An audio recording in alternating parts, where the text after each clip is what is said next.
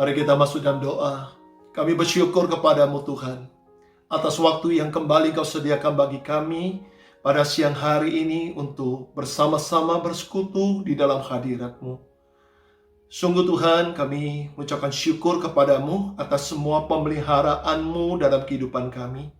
Dan kami saat ini datang dengan segenap hati, kami rindu akan firman-Mu. Biarlah Tuhan, Engkau sendiri yang berbicara kepada kami. Pakailah mulut bibir hamba-Mu Tuhan untuk menyampaikan segala kehendak-Mu.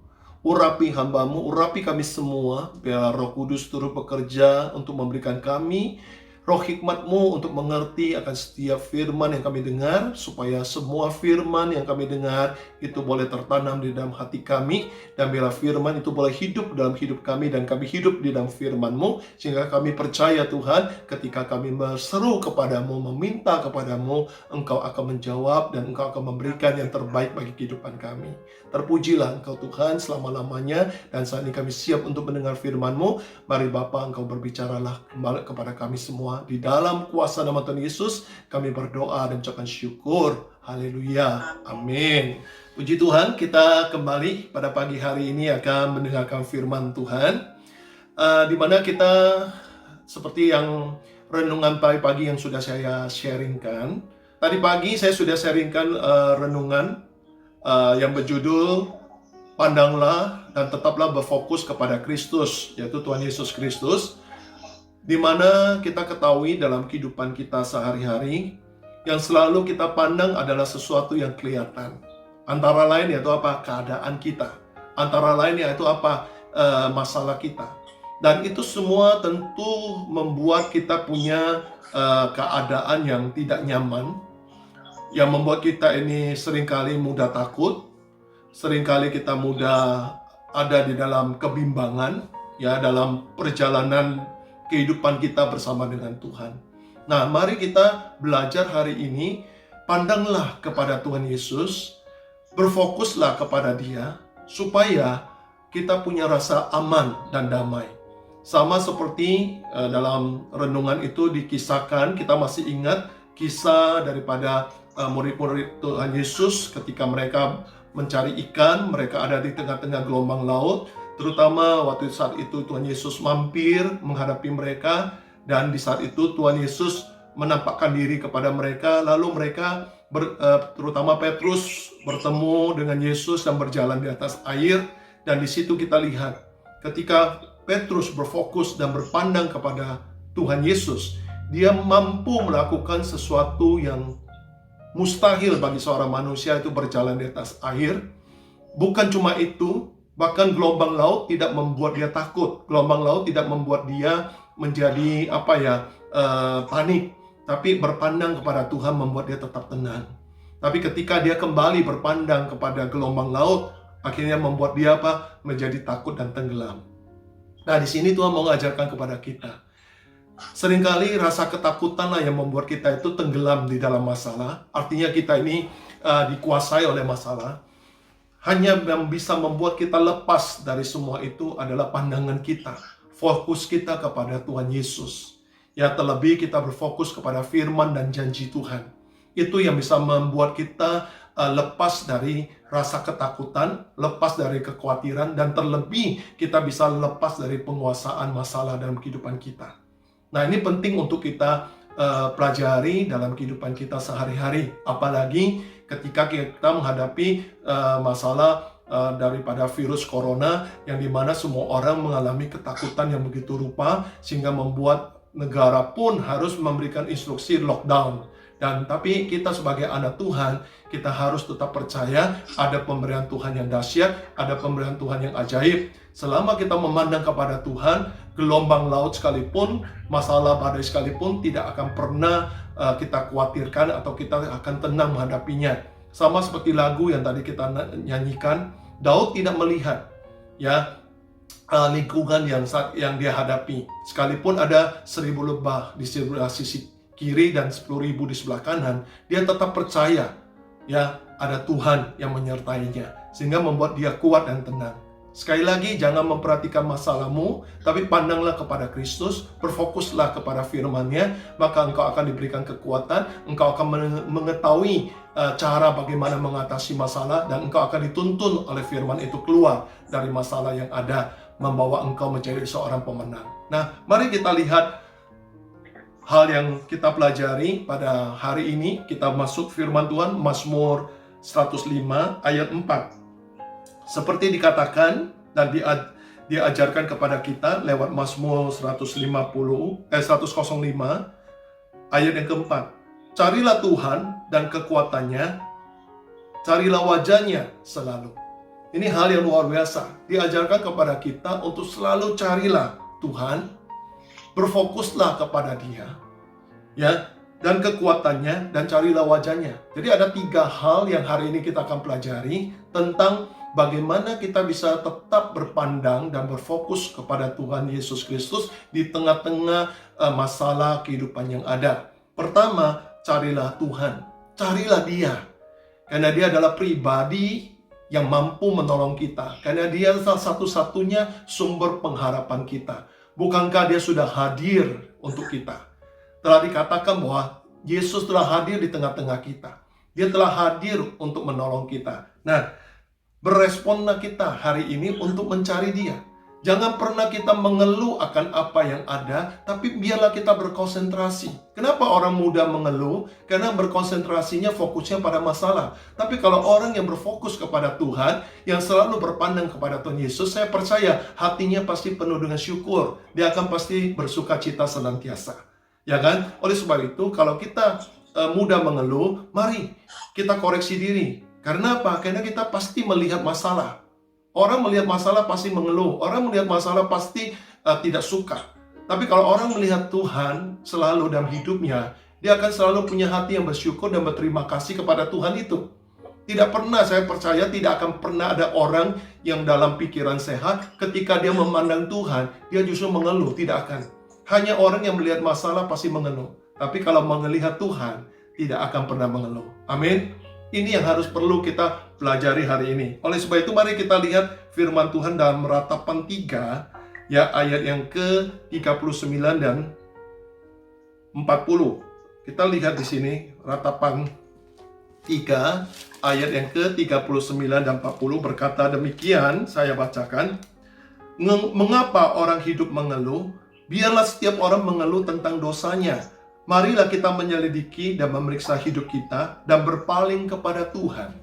Nah, kata berpaling kepada Tuhan ini adalah mengajarkan kita mencari Tuhan.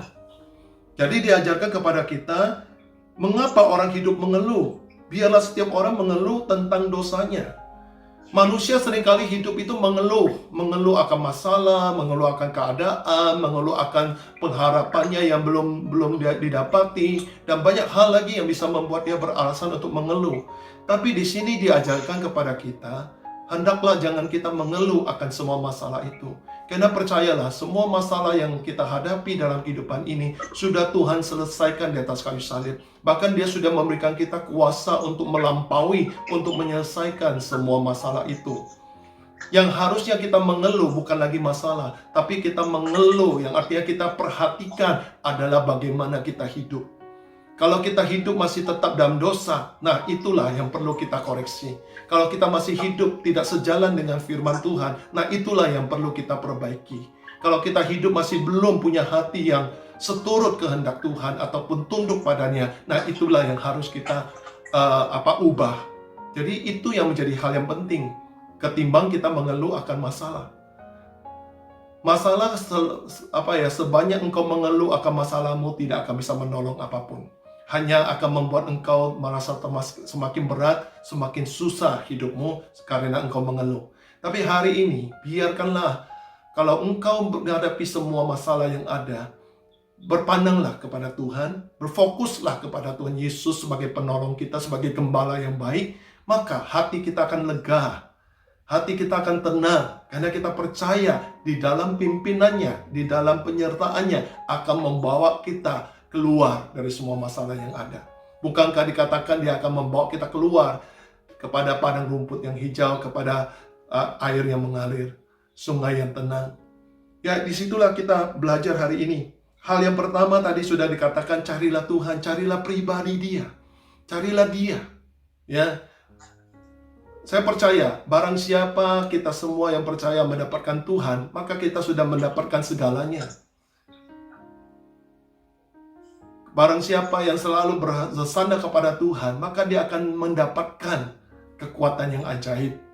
Seperti yang tadi dikatakan dalam Mazmur 105 ayat 4, carilah Tuhan, carilah kekuatannya. Nah, ini hal yang kedua yang harus kita pelajari. Carilah Tuhan bukan cuma cari berkatnya. Seringkali kita cari Tuhan hanya karena untuk berkat.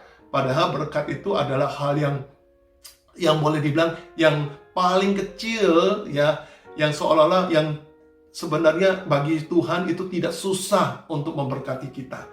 Tapi masalahnya adalah, adakah kita punya kekuatan untuk menikmati berkat itu? Nah, kita perlu meminta kekuatan Tuhan, karena dengan kekuatan Tuhan, kita mampu mengatasi segala perkara.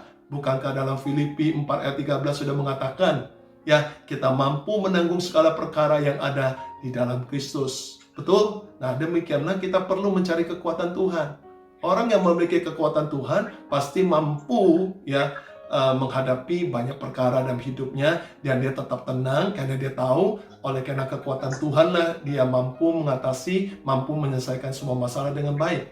Nah, oleh sebab itu hari ini kita belajar bagaimana kita berpandang dan berfokus kepada Tuhan hanya dengan tiga tahap, ya, tiga hal yang harus kita kerjakan dalam kehidupan kita sehari lepas sehari. Yaitu pertama, carilah Dia, carilah Tuhan.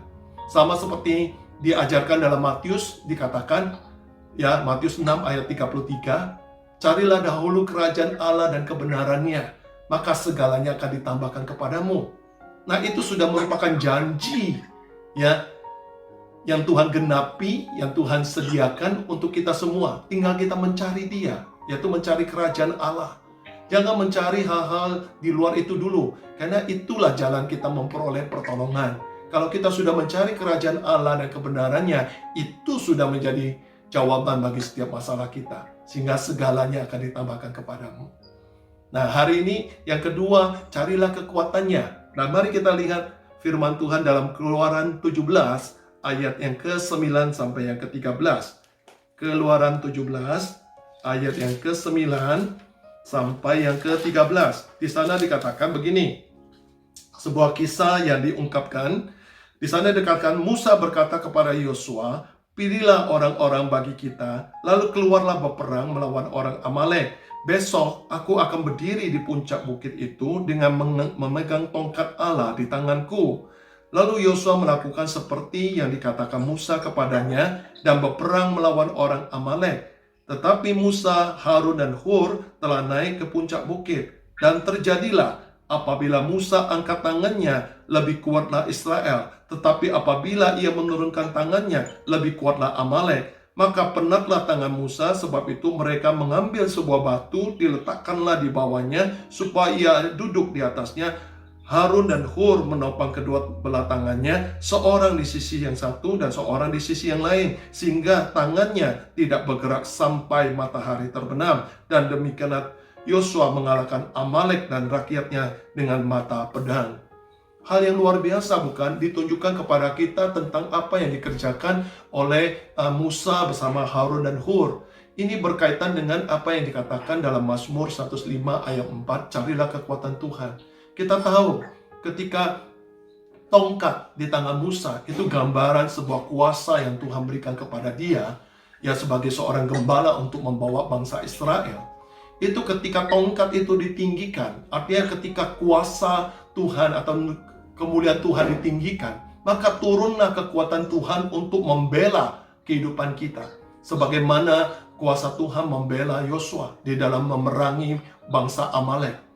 Dan kita lihat ketika tongkat Musa dinaikkan, tangan Musa dinaikkan, maka Yosua, ya, menjadi kuat. Bangsa Israel menjadi kuat di dalam menghadapi Amalek. Amalek itu gambaran masalah, Yosua itu gambaran kita. Nah, ketika engkau meninggikan Tuhanmu, maka ada kekuatan yang turun daripadanya untuk menolongmu menghadapi semua masalah yang ada. Sehingga engkau menjadi orang yang kuat, engkau kuat menghadapinya. dan engkau kuat untuk menyelesaikan masalah yang ada. Sehingga hari ini jangan pernah kita melemah dalam iman untuk mencari kekuatan Tuhan. Sekalipun masalah itu berat, jangan berpandang, sekali lagi jangan berpandang pada masalah itu, karena masalah itu akan mempengaruhi atau membuat engkau ragu, membuat engkau bimbang, membuat imanmu goyah. Tapi pandanglah kepada Tuhanmu yang memberikan kekuatan kepadamu, daripadanya lah pertolonganmu.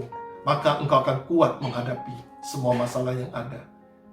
Amin, saudara. Kita percaya hari ini diajarkan kepada kita suatu hal yang luar biasa, tips di dalam menghadapi masalah kehidupan kita. Carilah Tuhan, carilah kekuatannya. Seperti apa yang ditunjukkan Musa ketika Yosua dipanggil untuk melawan Amalek, ketika mereka akan masuk ke tanah Kanaan, di situ diajarkan bagaimana Musa dan Harun dan Hur berdoa, mengangkat tangannya, berharap pada kekuatan Tuhan, bersandar pada kekuatan Tuhan. Maka ketika tangannya dinaikkan, menggambarkan mereka mengangkat tangan untuk berseru, berharap kepada Tuhan. Maka kekuatan Tuhan turun untuk menolong mereka. Sama, saya percaya hari ini ketika kita berdoa, mengangkat tangan kita kepada Tuhan, mengharapkan kekuatan Tuhan, percayalah, kita akan mengalami kekuatan Tuhan yang ajaib untuk menolong setiap persoalan kehidupan kita. Sama seperti tadi Meli sudah kasih kesaksian. Kalau Meli 2 minggu yang lalu bersaksi kepada kita, menceritakan kepada kita tentang keadaannya yang dimana dia harus kehilangan pekerjaan, tapi kembali tadi dia bersaksi bahwa dia terus berdoa, dia terus percaya kepada Tuhan. Maka Tuhan mengirimkan seseorang untuk datang berbicara kepada dia, untuk mengajak dia melakukan sesuatu hal yang membukakan jalan untuk hidupnya, yaitu untuk mendapatkan pekerjaan. Maka disinilah kita lihat bagaimana cara Tuhan bekerja dan bagaimana Tuhan mengasihi setiap orang yang percaya kepadanya. Nah, hal yang ketiga, di dalam Mazmur 105 ayat 4 mengatakan, carilah Tuhan, carilah kekuatannya, carilah wajahnya. Nah, kita lihat pada Mazmur 27 ayat 8 dan 9. Mazmur 27 ayat 8 dan 9. Dikatakan demikian kepada kita, ditunjukkan begini, hatiku mengikuti firman-Mu, carilah wajahku, maka wajah-Mu ku cari ya Tuhan. Janganlah menyembunyikan wajah-Mu kepadaku, janganlah menolak hamba-Mu ini dengan murka. Engkaulah pertolonganku, janganlah membuang aku, dan janganlah meninggalkan aku, ya Allah penyelamatku. Hal ini luar biasa, diajarkan dalam firman Tuhan lewat Mazmur, yang perikopnya bertulis aman dalam perlindungan Tuhan. Haleluya. Daud mengajarkan kepada kita, ikutilah seperti apa yang firman Tuhan katakan. Bukankah firman Tuhan sudah mengajak kita, carilah Tuhan, carilah kekuatannya, dan carilah wajahnya.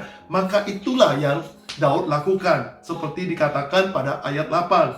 Hatiku mengikuti firman-Mu, carilah wajahku, yaitu wajah Tuhan, maka wajah-Mu, yaitu wajah Tuhan, ku cari, ya Tuhan.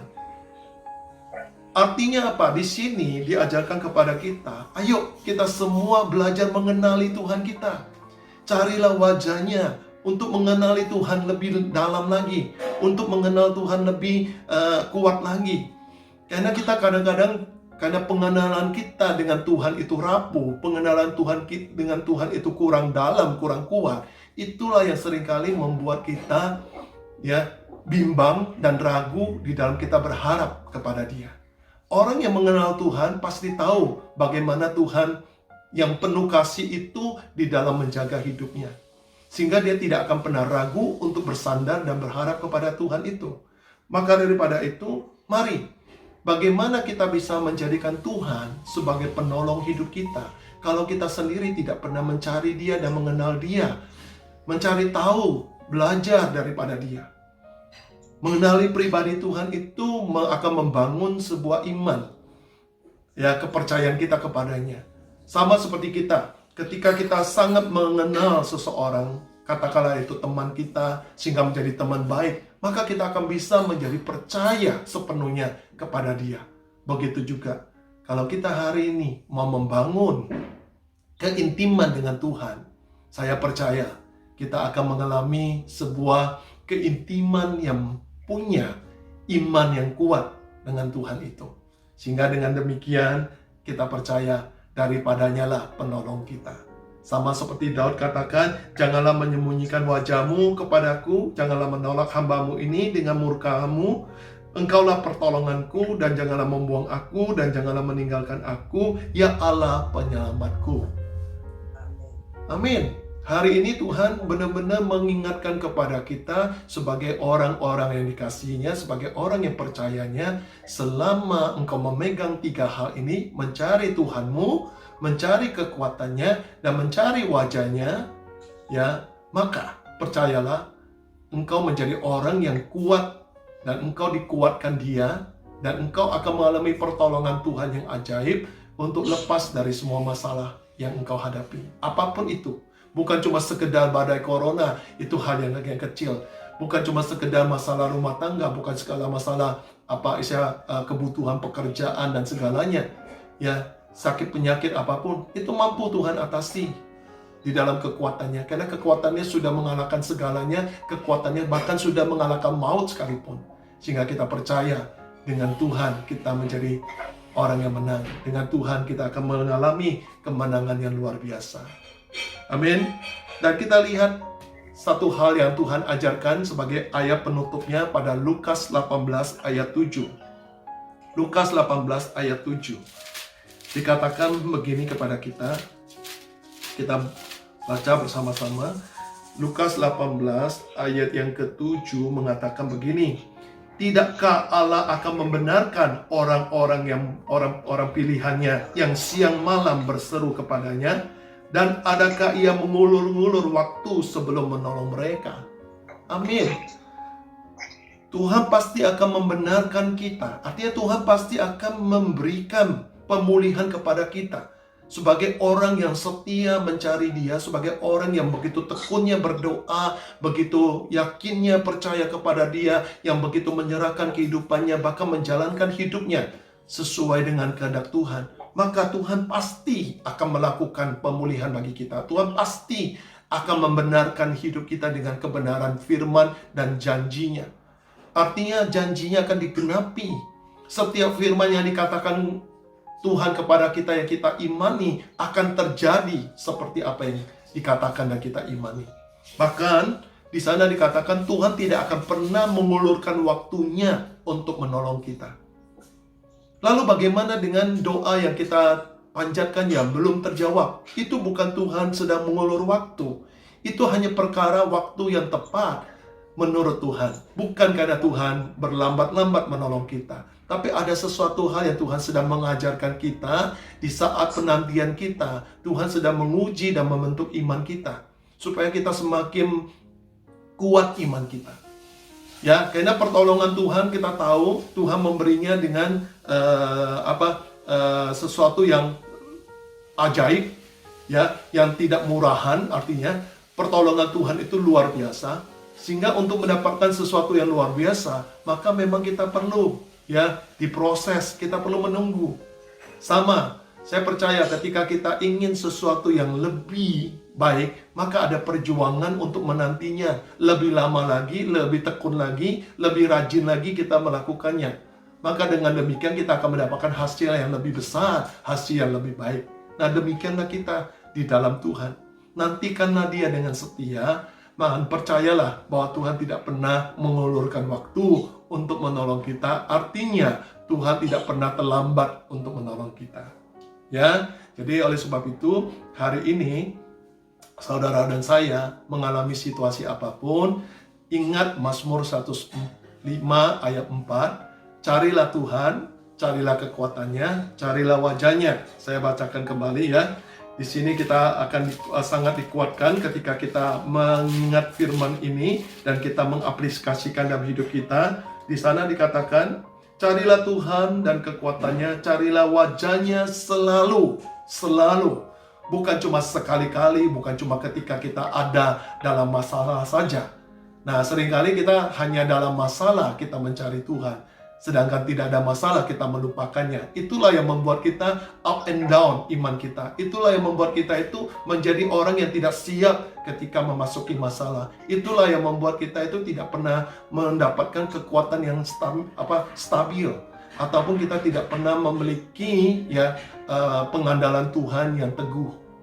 Oleh sebab itu selalu, setiap hari, ketika engkau bangun, ketika engkau memulai harimu, carilah Tuhan terlebih dahulu, carilah Dia lebih dahulu, masuklah dalam hadiratnya, berdoalah mengucapkan syukur akan apa yang Tuhan sudah sediakan di hari yang baru, lalu mintalah penyertaan Tuhan dalam kekuatannya, dalam kuasanya, hikmatnya, untuk menolong kita menjalankan hidup yang ada.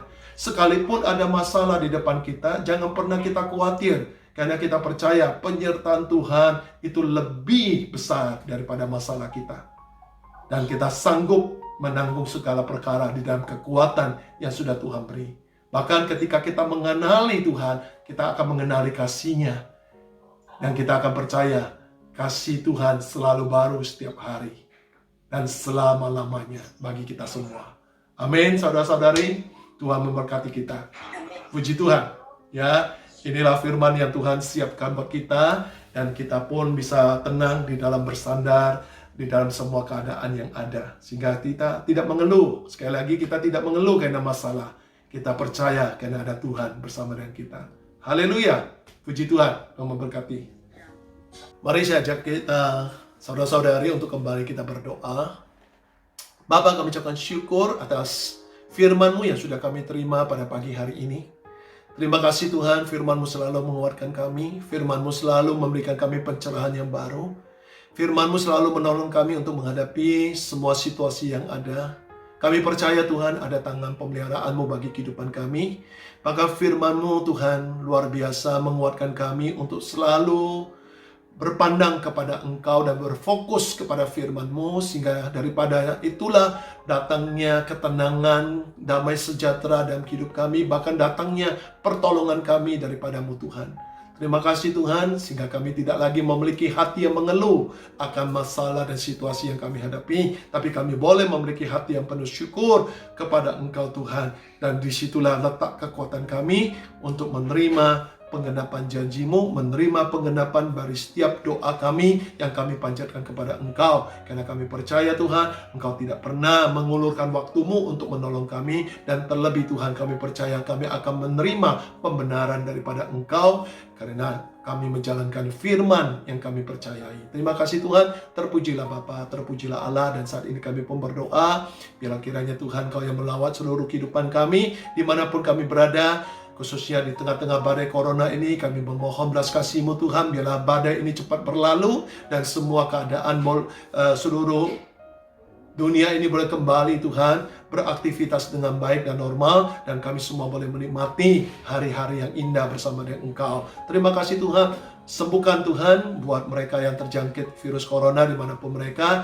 Khususnya kami pun berdoa untuk negara kami Indonesia, Tuhan yang menjaga dan memberkati. Bagi para perawat dan dokter yang menjalankan tugasnya, Tuhan juga melindungi dan memberikan kekuatan, sehingga mereka dapat menjalankan tugas mereka dengan lancar dan aman dan selamat. Terima kasih Bapa, terpujilah Engkau Tuhan, terpujilah Engkau Yesus. Dan saat ini saudara-saudari yang dikasihi Tuhan, saya ajak kita angkat kedua tangan kita, dan kita buka hati kita untuk menerima berkat, kasih, dan kuasa daripada Tuhan. Dan kita percaya tangan Tuhan yang penuh kuasa akan ditumpangkan bagi kita semua.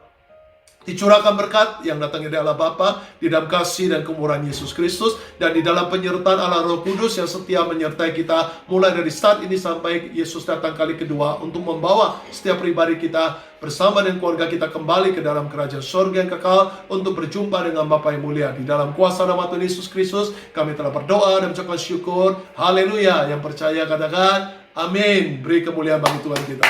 Haleluya. Selamat menikmati hari hidupmu dengan penuh sukacita. Tetap semangat. Tuhan memberkati. Sampai